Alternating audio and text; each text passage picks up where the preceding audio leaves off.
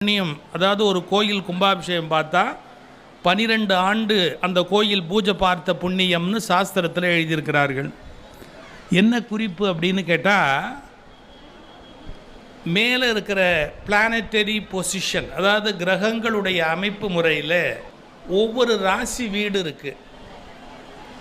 அந்த ஒவ்வொரு ராசி வீட்டிலும் ஒரு வருடம் தங்கி செல்லுகிற கிரகம் வியாழன், தேவகுரு.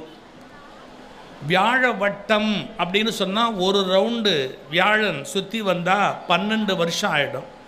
இந்துக்களுடைய வழிபாட்டு முறையிலே தேவகுரு என்கிற வியாழன் பெருமையாக பேசப்படுகிறவர். அவர் எல்லா ராசி வீட்டிலும் ஒவ்வொரு வருஷம் தங்கி போகிற போது 12 வருஷம் முடிஞ்சிறதால அது ஒரு ரவுண்டு.